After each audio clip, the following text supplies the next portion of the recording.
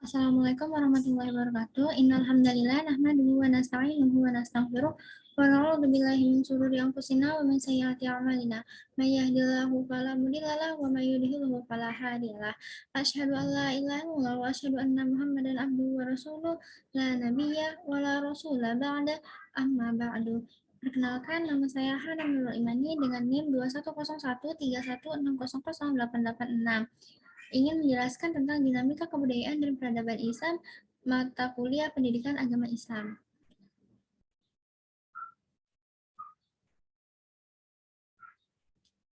Indeks. Pertama, ada ilmu pengetahuan dalam perspektif Islam. Kedua, kebudayaan dan peradaban Islam di masa silam. Ketiga, kemajuan iptek sebagai tantangan umat Islam saat kini. Keempat, jejak peradaban Islam dalam kebudayaan Indonesia. Yang pertama, ilmu pengetahuan dalam perspektif Islam. Pengertiannya, ilmu itu berasal dari kata Arab yaitu ilm. Masdarnya dari kata alima yang artinya tahu atau mengetahui.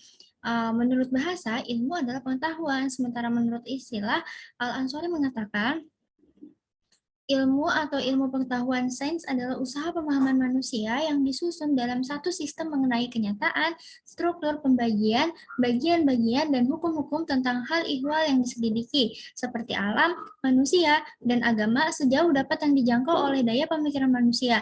Dan ini dibantu oleh panca indera yang kebenarannya diuji secara empiris, riset, dan eksperimental. Nah, ilmu pengetahuan dalam perspektif Islam dibagi tiga. Pentingnya ilmu dalam Islam, integritas ilmu, iman, dan amal, serta kedudukan dan tanggung jawab seorang ilmuwan. Nah, di pentingnya ilmu dalam Islam ini, di Al-Quran telah disebutkan bahwa bentuk dari kata ilmu itu sendiri diulang sebanyak 854 kali. Dan ini kembali ditegaskan oleh hadis bahwa tolabul ilmi fardhotun ala kulli muslimin, bahwasannya menuntut ilmu itu wajib atas setiap muslim. Karena ilmu adalah salah satu faktor pembeda antara manusia dan hewan, yang dimana dengan ilmu ini manusia dapat berpikir yang menandakan bahwa menggunakan akalnya. Dengan ilmu, maka iman seseorang bisa menjadi lebih kuat. Karena Imam Syafi'i pun mengatakan, jika kau ingin dunia, maka kau harus memiliki ilmu. Jika kau ingin akhirat, kau pun harus memiliki ilmu. Jika kau ingin keduanya, kau pun harus memiliki ilmu. Maka dari sini sudah tergambarkan bahwasannya seberapa penting sih ilmu itu. Nah, di integritas ilmu, iman, dan amal, menurut Garnadi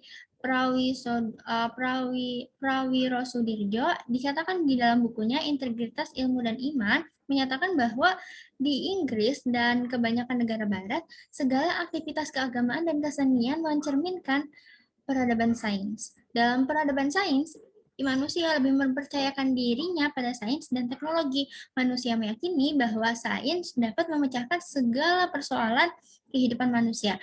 Dilihat dari sini bahwa manusia mengutamakan materi dengan mengandalkan intelektualitas tanpa makna. Sementara dalam Islam, keberadaan ilmu itu perlu disatukan dengan iman dan amal, sehingga setiap perbuatan dan perkembangan ilmu itu didasarkan atas ibadah, yang dimana berarti ilmu harus sejalan dengan iman dan tidak bisa menyalahi aturan Allah. Sehingga apa yang dihasilkan dari ilmu tersebut, apa yang menjadi amal ilmu tersebut adalah perbuatan soleh dan bermanfaat untuk orang lain.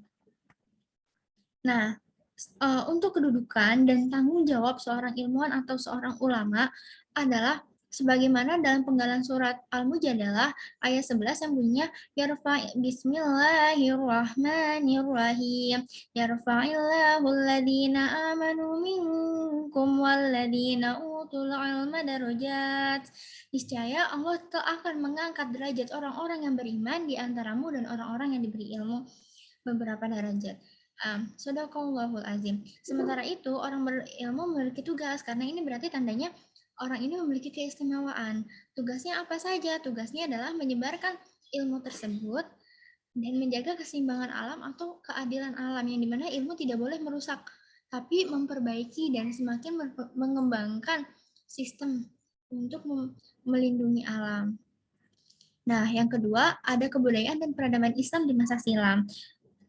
Dari sini kita mengetahui bahwa kebudayaan berasal dari padanan al-thaqafah, Dan dalam bahasa Indonesianya, kebudayaan berarti hasil kegiatan dan penciptaan batin manusia seperti kepercayaan, kesenian, dan adat istiadat.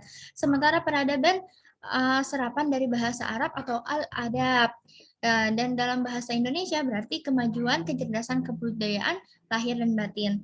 Sedangkan kebudayaan Islam dilihat dari sumbernya adalah seluruh kegiatan manusia yang secara inspiratif bersumber pada Al-Quran dan As-Sunnah. Sementara perwujudan budaya Islam itu sendiri dapat diindra pada peradaban Islamnya.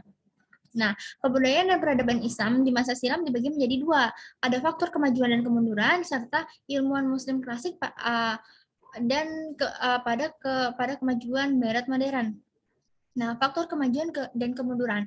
Faktor kemajuan itu ada dua tradisi, yang dimana budaya menulis yang diinspirasi oleh Al-Quran, sehingga banyak orang yang ingin menafsirkan sehingga harus belajar kepenulisan, dan itu akhirnya berkembangnya ilmu dan menerjemahkan filsafat serta logika Yunani, yang dimana menjadikan pemikiran para ulama atau ilmuwan itu menjadi sistematis.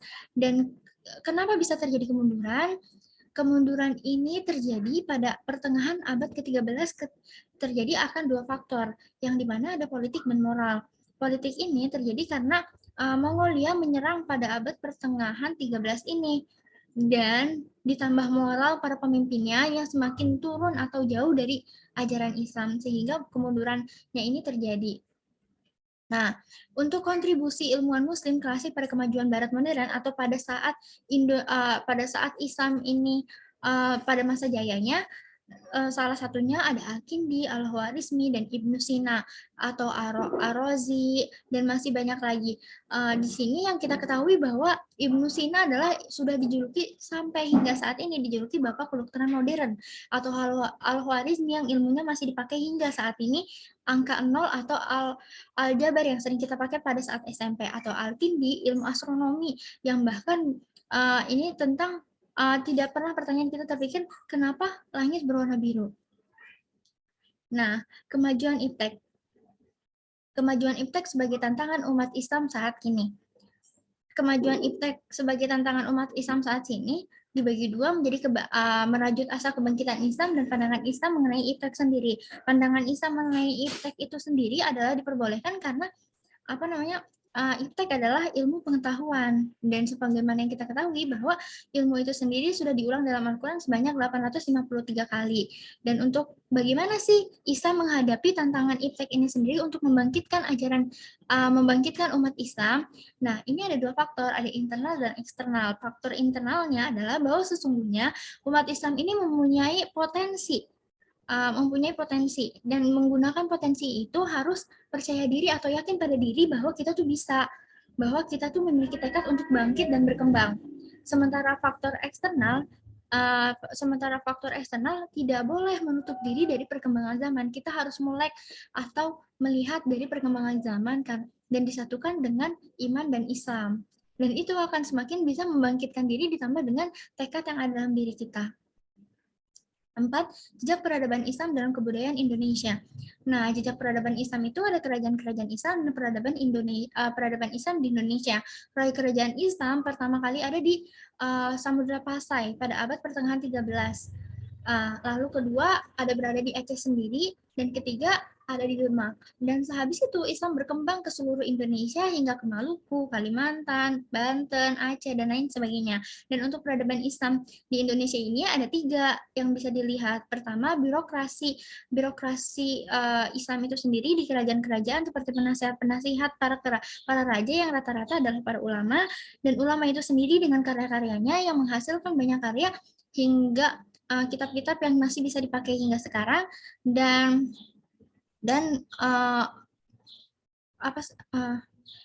bangunan dan arsitektur bangunan, yang dimana arsitektur ini bisa dilihat dari Masjid Agung Banten atau Masjid Kuno Demak dan lain sebagainya. Ini membuktikan bahwa keadaan Islam di Indonesia itu ada. Cukup sekian dari saya.